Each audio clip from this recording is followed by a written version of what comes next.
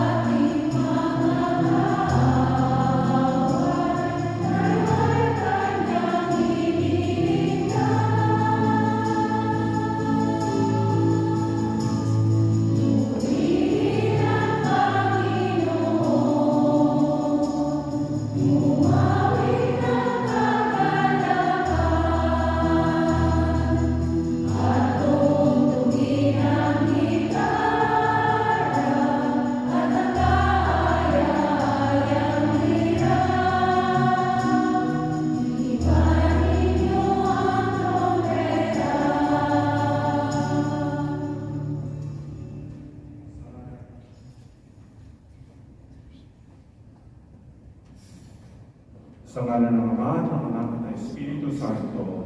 Amen. Ang pagpapala ng Diyos at pag-ibig ng ating Panginoon ay natin sumayin. At sumayin.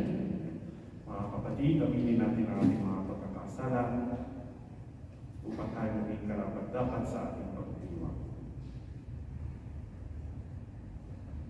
Inaamin ko sa mga kapangyarihan ng Diyos at sa inyong mga kapatid, na lupa ang nasasala sa isip, sa salita, at sa gawa, at sa aming pagkukulang.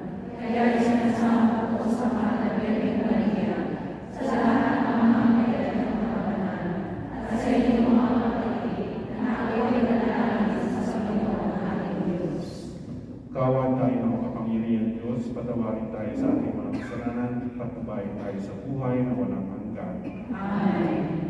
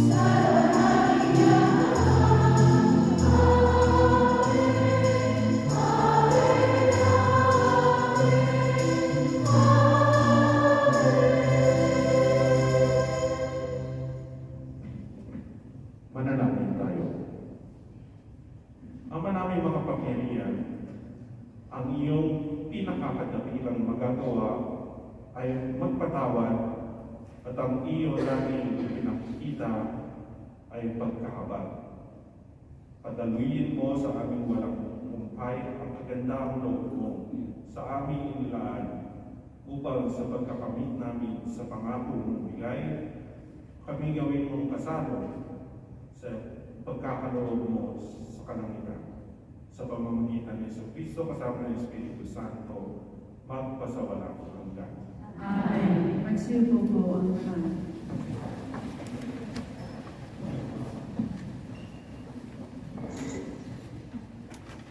Hindi nalugod ang Diyos sa malugo at marangyang pamumuhay ng mga lider ng Israel, habang marami sa mga maliliit na mamamayan ay naghihitros.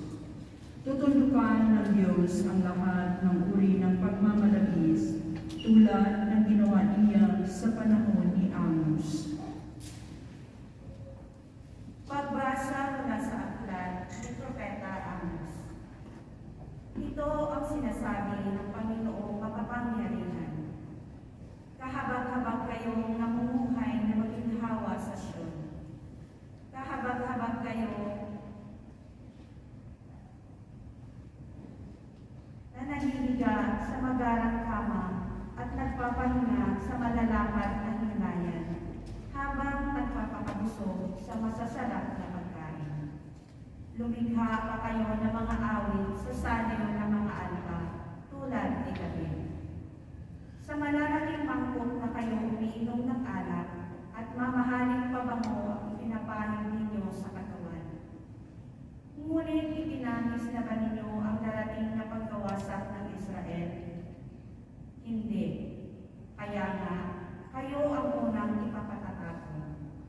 Matitigil na ang inyong mga pagpipigil at pagsasaya. Ang salita ng Diyos. Salamat sa Diyos.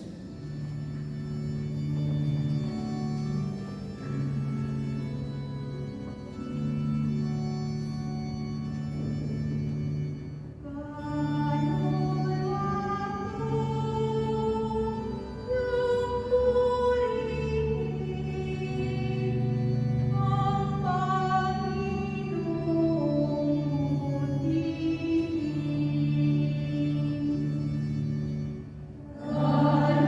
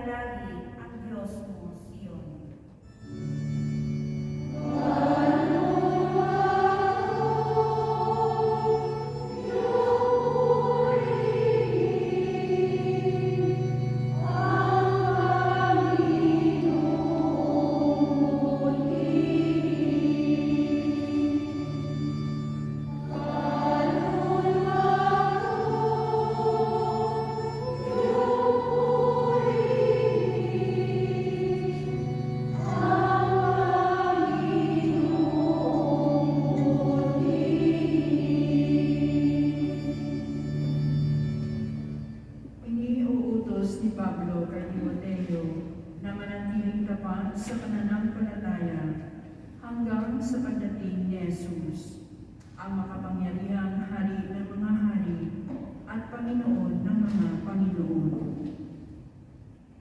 Pagbasa mula sa unang sulat ni Apostol San Pablo kay Timoteo. Ikaw na lingkod ng Diyos, sikapin mong mamuhay sa katuwiran, kabanalan, pananalig, pag-ibig, pagtitiis at kaamuan. Gawin mo ang buong mong makakaya sa pakikibaka alang-alang sa pananampalataya at kakamtan mo ang buhay na walang hanggan. Yamang diyan ka tinawag ng Diyos nang ipahayag mo sa harapan ng maraming saksi ang iyong pananampalataya. Sa ngalan ng Diyos na nagbibigay buhay sa lahat ng bagay, at sa ngalan ni Kristo Jesus na nagpatutuo sa harapan ni Poncio Pilato, iniutos ko sa iyo ang mga tagubilin nito'y panatilihin mong mabisa at walang kaligtasan hanggang sa pagdating ng Panginoong Jesucristo. Sa takdang panahon, siya ay ihahayag na mapagpalang Diyos, ang makapangyarihang Hari ng mga hari at Panginoon ng mga Panginoon. Siya lamang at walang kamatayan ang nanananahan sa liwanag na di matitigan. Hindi siya nakita o makikita inuwan. Sa Kanya ang karangalan at ang walang hanggang kapangyarihan. Amen. Ang salita ng Diyos. Salamat sa Diyos. Magsitayo po ang lahat.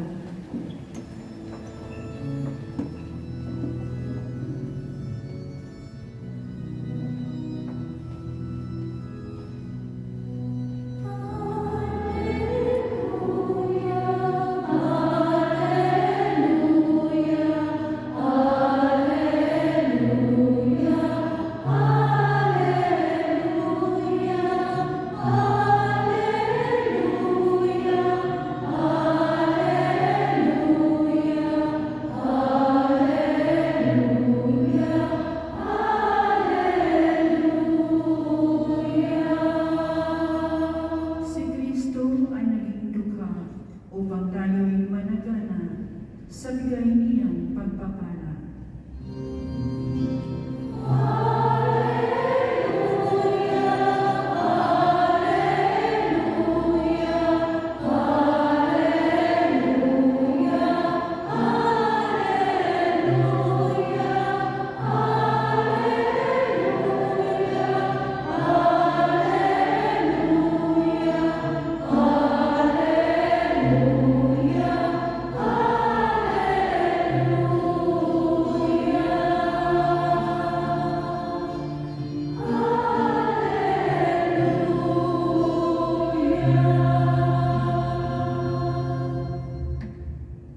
Sumainyo ang Panginoon. At sa ngayon, Ang mabuting balita ng Panginoon ay kay San Lucas. papuri sa iyo, Panginoon. Noong panahon iyon, sinabi ni Jesus sa mga Pariseo, may isang mayaman na nakadamit ng mamahalin at sagana-sagana sa pagkain araw-araw. At may isa namang pulubing na nanganganak Lazaro, tagtag ng sugat at nakalupasay sa mga pintuan ng mayaman.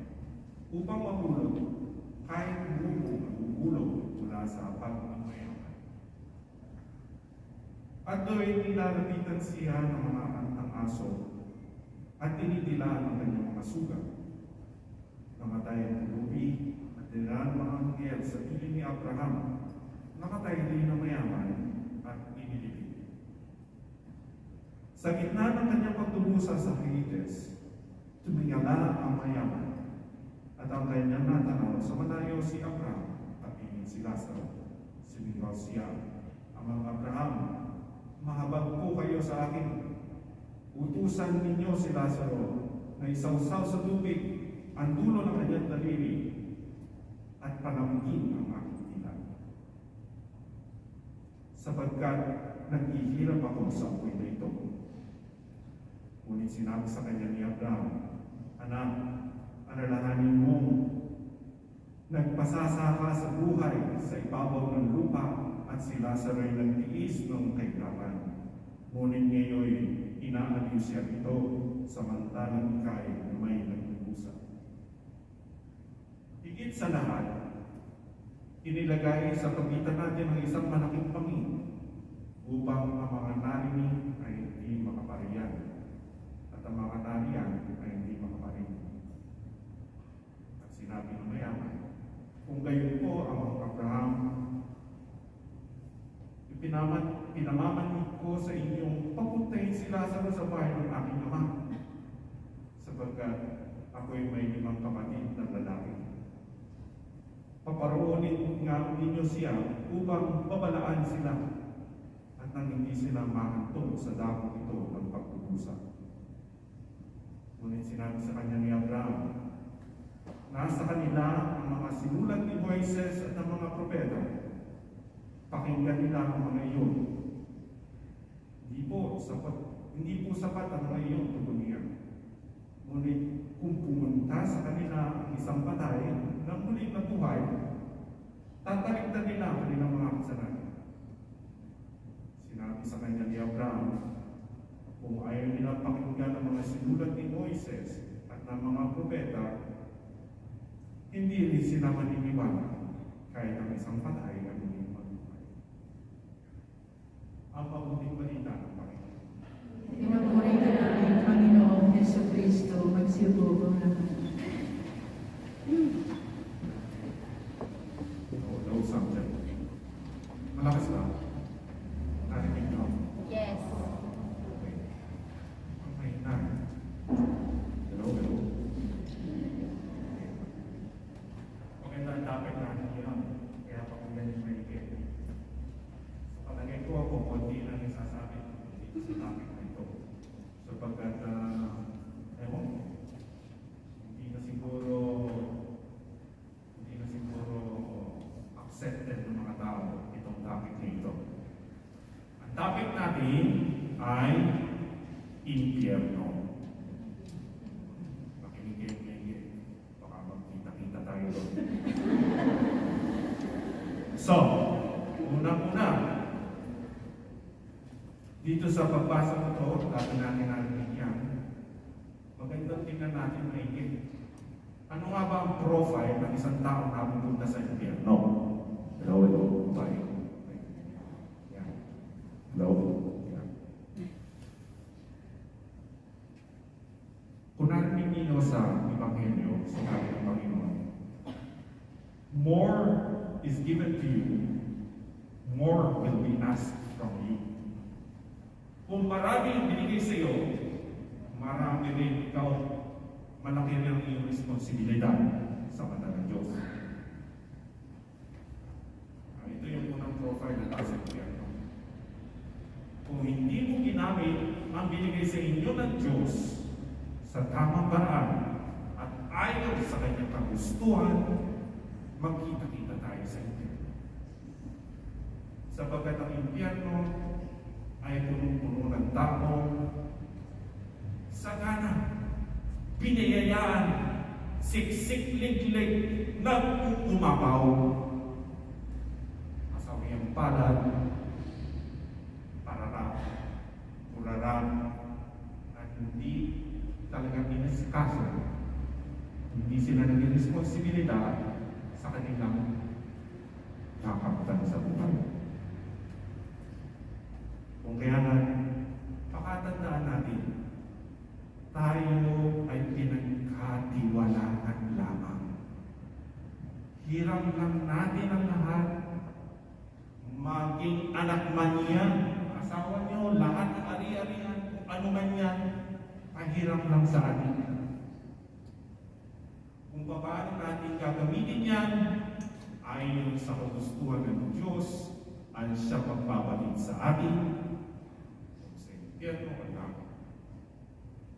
Pangalawa, tingnan nyo sa unang sa Ebanghelyo maraming binigay ang Panginoon sa kanya. May kayamanan,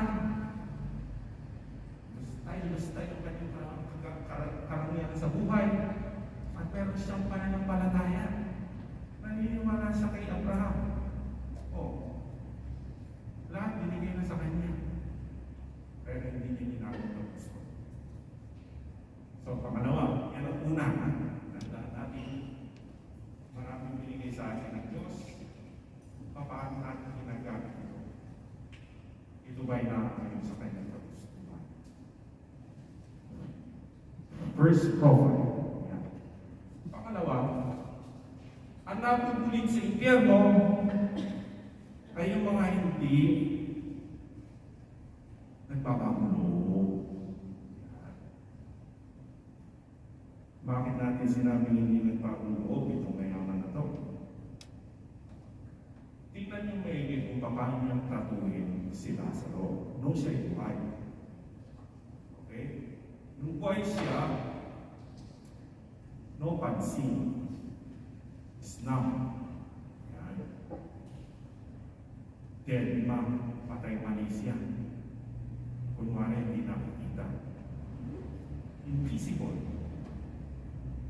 Pero alam niya.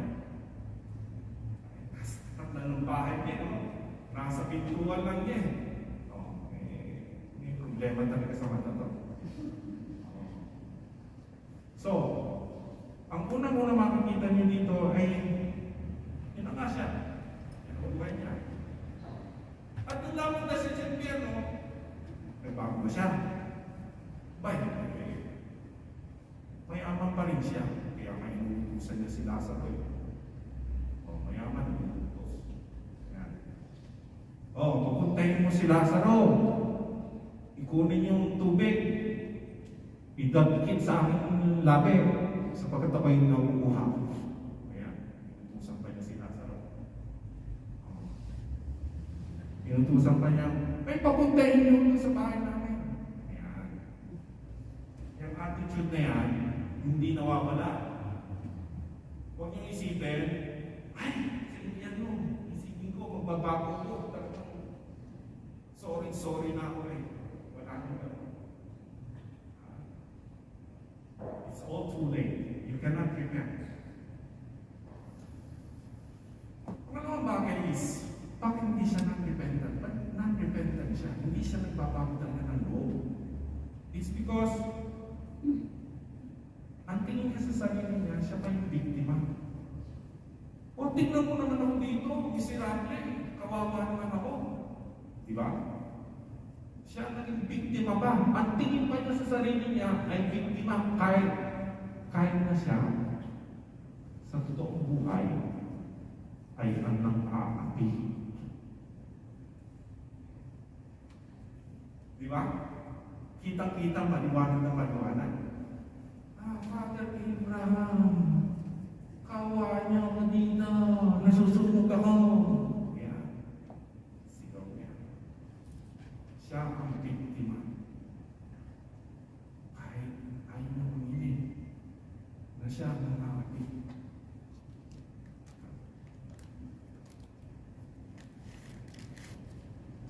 Pangatlo. Kapag nasa impyerno ka na, hindi ka na makakapagbago buhay.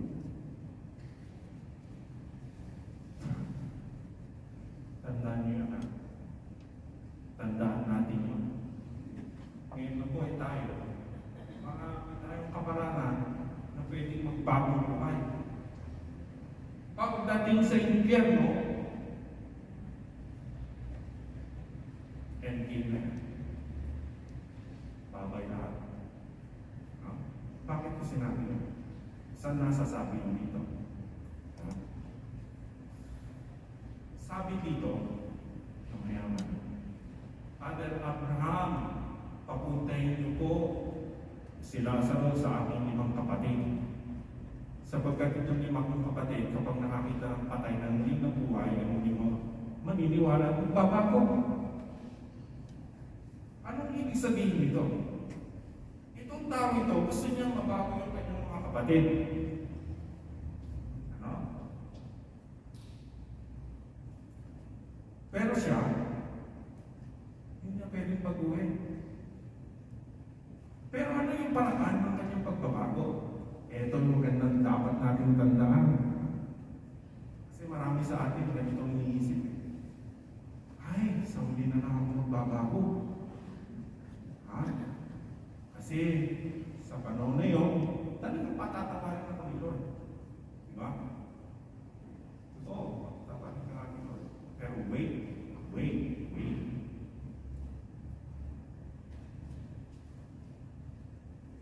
Itong sinasabi dito, ay dapat natin pag-ilay-ilay. Hindi ka makasunod dito. At sinabi dito ni Abraham, na kapag hindi sila naniwala kay Moises sa sinulat ng mga propeta, hindi sila magbabago kahit na patay ang hindi mabuhay. Ano ibig sabihin ito? The way to repentance. There is no shortcut. Walang shortcut. Hindi yung magpapakita na lang yung patay na muling nabuhay. Tada! Yeah! Okay na. Shortcut yun. Anong gusto niya mangyari dito? Gusto niya shortcutin ang kanyang repentance. There is no shortcut for repentance. Everybody should go to the needle, to the eye of the needle, in order to change yourself.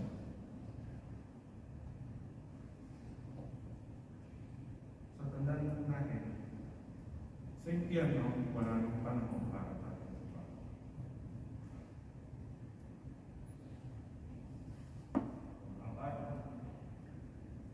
Sa impyerno, no escape. Wala kang takas. Kung itatago yung mga baho natin, walang takas yan. Lahat yan sisimutin. Kung kaya nga,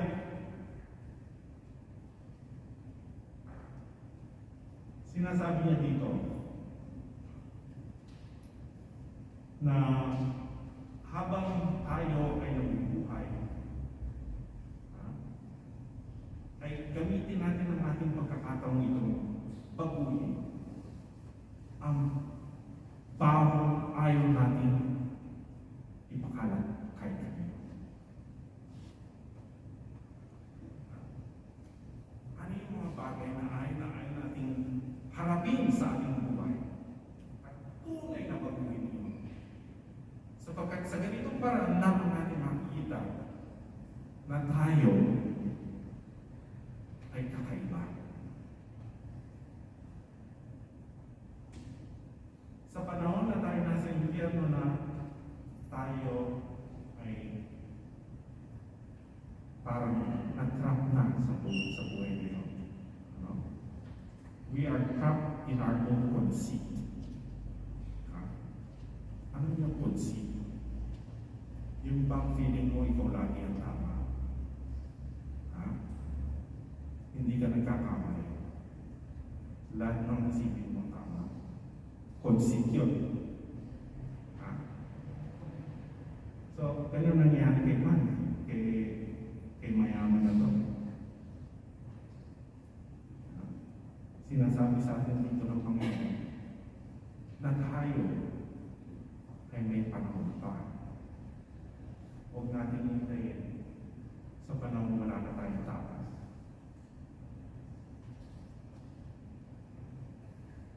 Panglima, ang impyerno ay lugar para doon sa may gusto.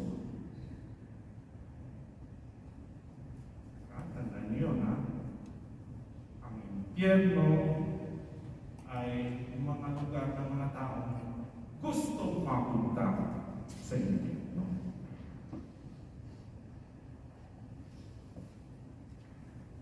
Bakit ko sinabi yun? Basahin nyo maigit. Saan nyo nakita yung mayaman dito nung sinabi niya siya mapunta sa impyerno, ay sinabi, Lord, unfair naman ito. He never complained about the judgment, but he complained about his misery. Wala siyang dito sinabing, Lord, hindi naman tapatay yung inyong pagbubuska.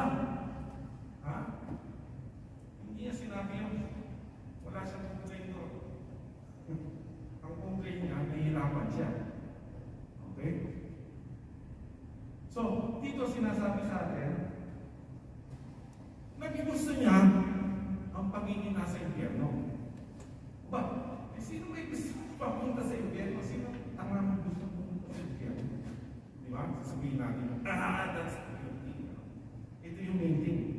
We will never know na tayo pala ay pumunta sa impyerno. Ha? Why? Sabi nila, watch your thoughts. They become your words. Watch your words. They become your actions. Watch your actions. They become your habits. Watch your habits. They become your character. And watch your character because they become your destiny.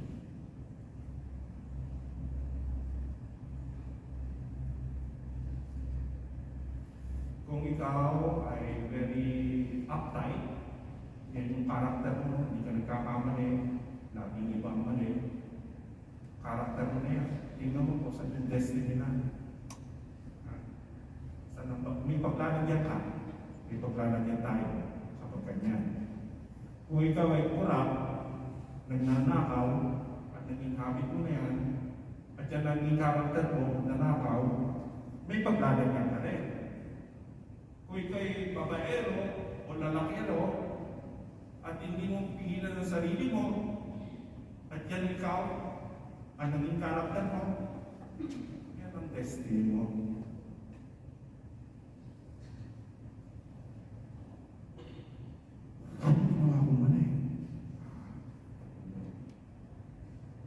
Grabe yun. Mga kapatid, hindi nga natin maintindihan yan. Kasi kabahagi natin. Hindi natin nakikita yan. Tapos na. Hindi na. Kaya mo na lang. Tatapos na yung sasabihin ko. Last point. Ano ang gagawin natin para hindi tayo makulit sa impyerno? Sa nampon, para tayo kung naghintay kayo. Simple lang mga kapatid. Makinig kayo ngayon. Kung napansin niyo, sa ibang henyo ito, hindi nagsasalita si Lazaro. Hindi siya nagsalita. No? Nung siya ay nasa bahay,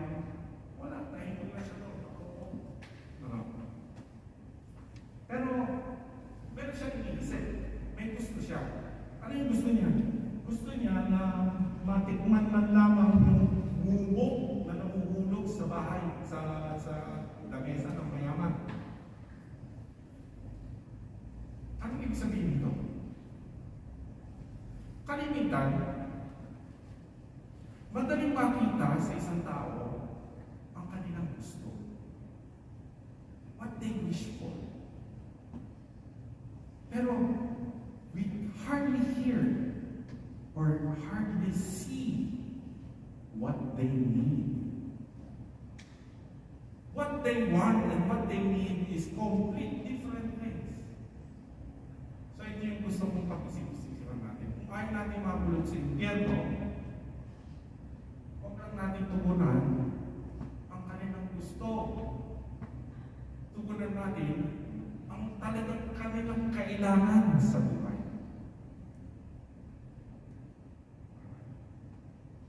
Nahihirap malaman kung ano talagang kailangan nila sa buhay sapagkat kinakailangan mag-isip.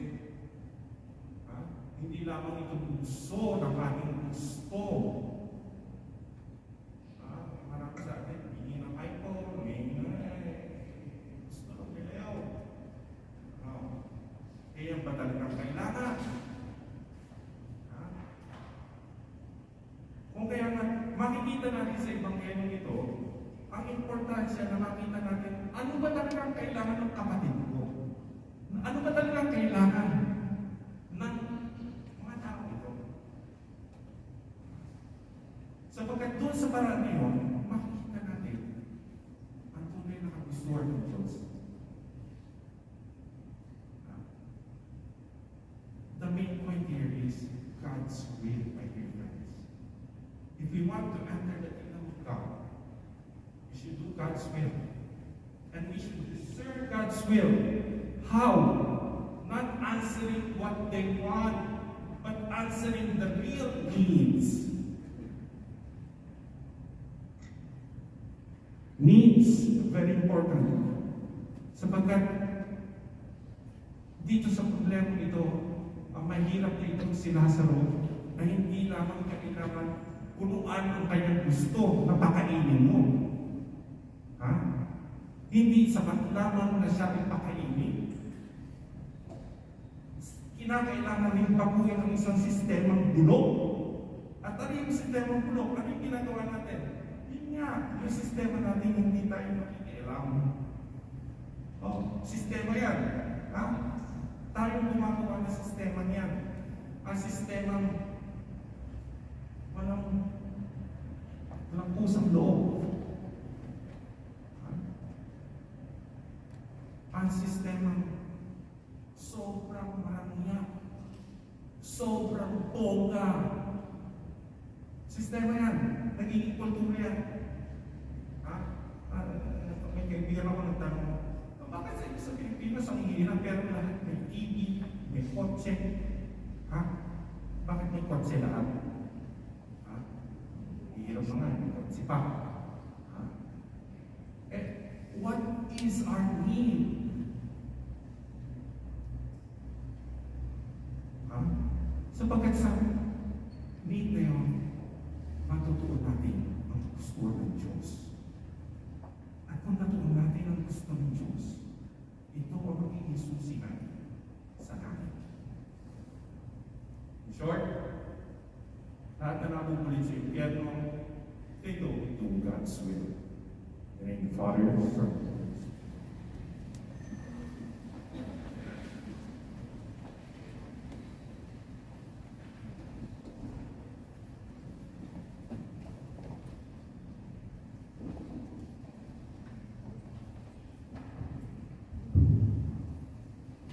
Magsitayo po ang mga Sumasampalataya ako sa Diyos sa mga makapangyarihan sa lahat, na may gawa ng langit at lupa. Sumasampalataya ako kay Jesucristo, isang anak ng Diyos, Panginoon natin lahat. Nagkatawang tao siya ng Espiritu Santo, ipinanganak ni Santa Maria Mary, pinagpakasakit ni Poncio Pilato, pinako sa krus na matay inilig, nanao sa kinaroonan ng mga imaw, na may tatlong araw na buhay na maguli, umakyat sa langit, nalulog sa kanan ng Diyos ang mga makapangyarihan sa lahat. Doon magmulang palilito at hukom sa mga nabubuhay at namatay na tao. Sumasampalataya naman ako sa Diyos Espiritu Santo, sa banal na simbahang Katolika, sa kasamaan ng mga banal, sa kapatawaran ng mga kasalanan, sa pagkabuhay na muli ng mga namatay na tao, at sa buhay na walang hanggan. Amen. Lubusan mo kami iniibig, Ama, kaya't pinasok mo ang iyong ang aming pagkatao, liman sa kasalanan. Tulungan mo kami tanggihan ang aming pagkahilig na maging maligaw at tulutan mo kami matulan ang iyong pag-ibig na hindi mahanap na kapatid. Kami tumadalangin. Ama, tulungan mo kami lumago sa pag-ibig.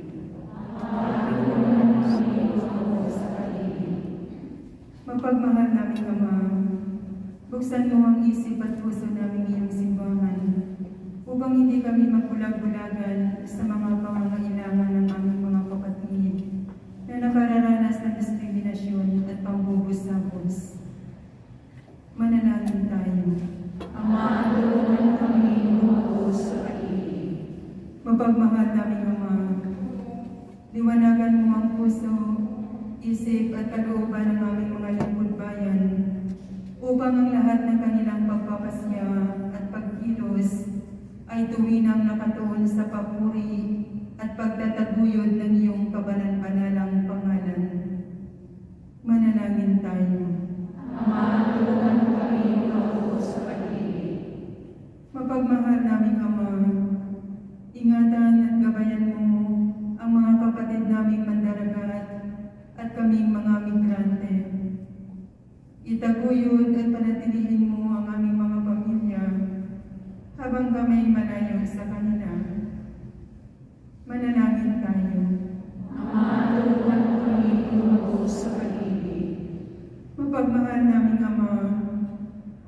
Sikapin mo ang aming mga kapatid na kasalukuyang nahihirapan sa kanilang mental health at mga may matitinding pinagdaraanan. Naway makatagpo sila ng ginhawa at pag-asa sa iyo sa pamamagitan ng mga taong nakapaligid sa kanila. Manalangin tayo. Ama, tulungan mo kami lumago sa pag-ibig. Mapagmahal naming Ama, tanggapin mo ang aming mga yumaong mahal sa buhay sa kadalisayan ng iyong walang hanggang pagtatalapitang. Manalangin tayo. Ama, tulungan mo kami lumago sa pag-ibig. Tahimik nating ipanalangin ang ating mga pansariling kahilingan.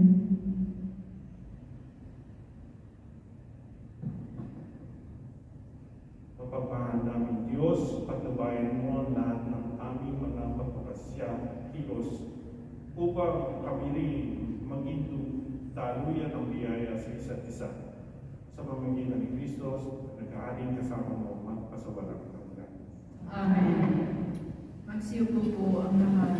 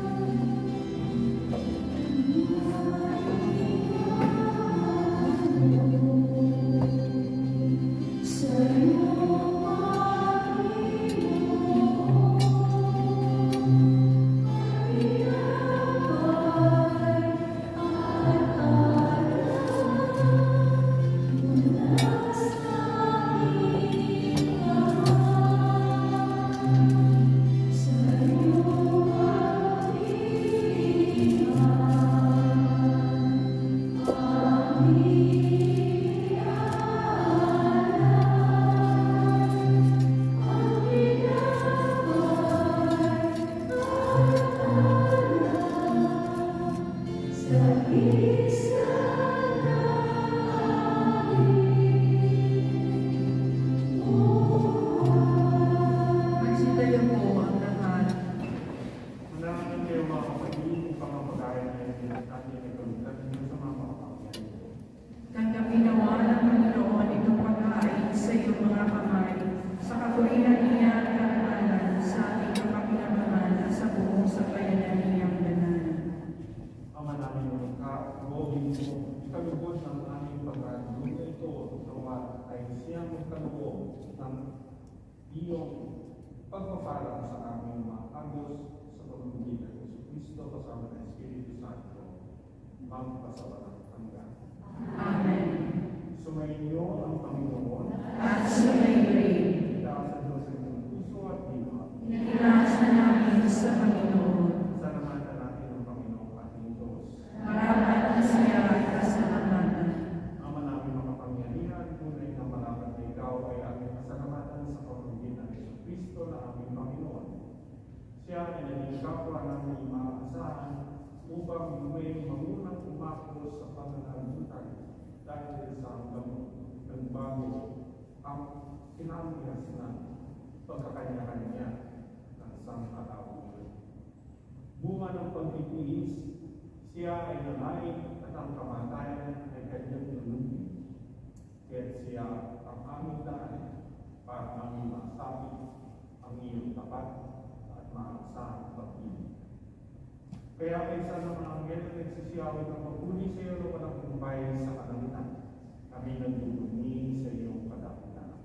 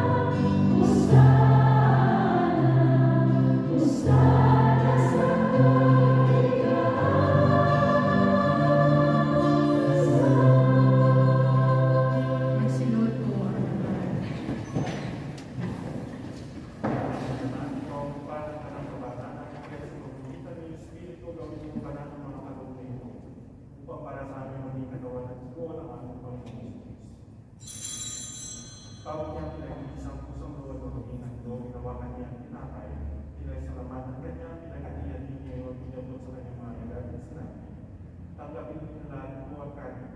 Ito ang aking katawan, may ato para sa inyo.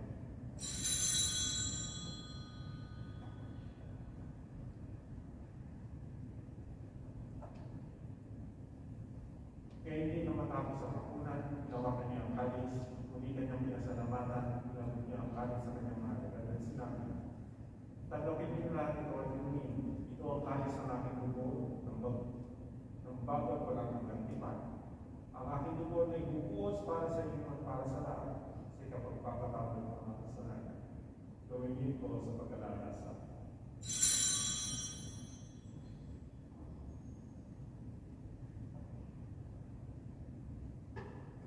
Ipagmuni ang ating ang misteryo ng pananampalataya.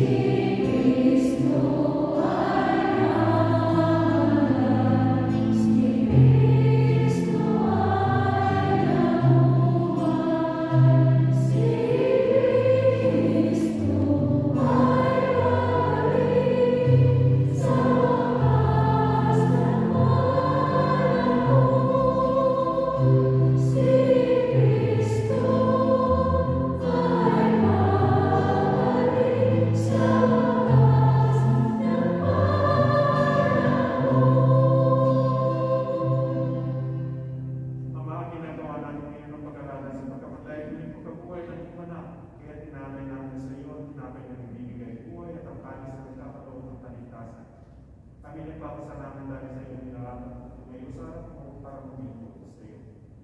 Sa Sinasabi namin magsasalo-salo sa katawan ng dugo ni Kristo ay mapunod sa pagkaisa sa pamamagitan ng Espiritu Santo. Ang ngapit mo ang simba ang dagat sa buong daigdig.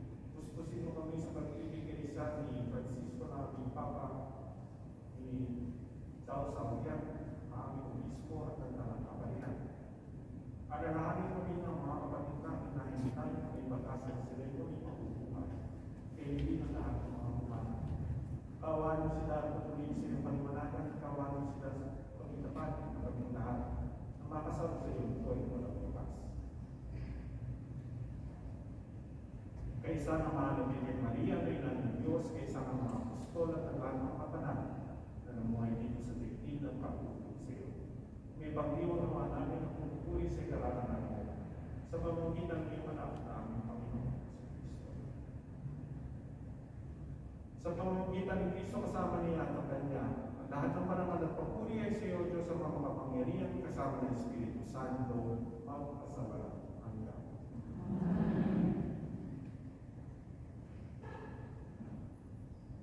Sa pag-ibig makagutos ng ating Panginoon, sabay-sabay natin dalangin.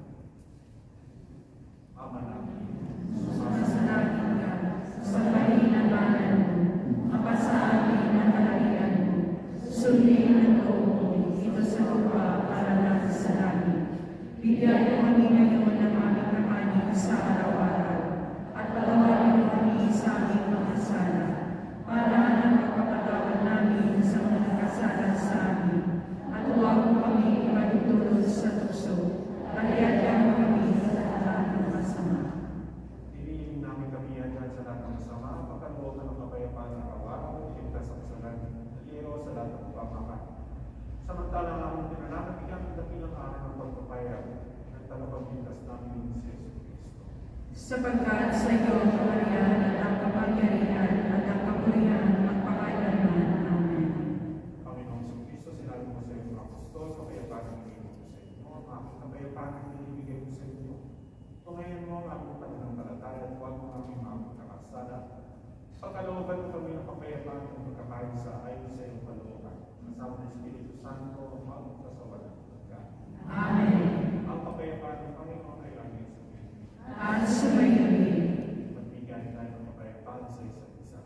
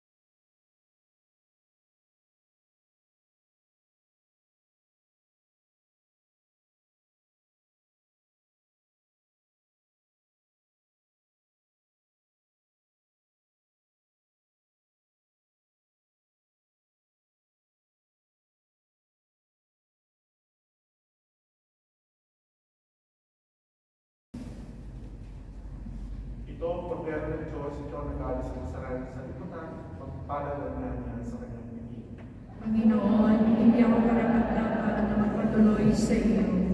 Ngunit sa isang salita mo lamang ay gagawin na ako.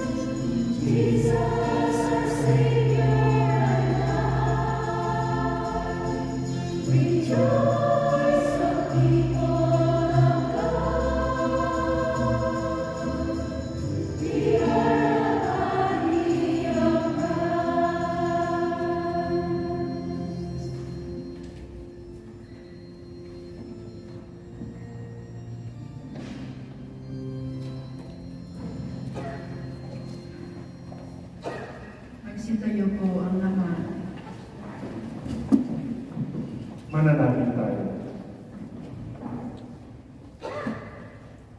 Ama namin makapangyarihan, ang aming banal na pakikinabang ay magdulot nawa ng kagalingan sa aming katauhan upang kami makatambal sa kalwalatian na aming nilalaukan sa tiniis na kamatayan na aming ngayon ipinahahayag sa ginanap na pagdiriwang sa pagpagitan ni Jesucristo kasama ng Espiritu Santo magpasawalang hanggan.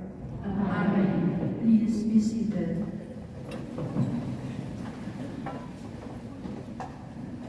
Dear brothers and sisters, we will have a second collection for the promotion of the Catholic education in accordance with the practice of our diocese. Today, 4th Sunday of September, is observed as Education Day. Our theme this year is Pursue Righteousness, Devotion, Faith, Love, Patience, and Gentleness. A collection for this purpose is to be taken up at all public masses today.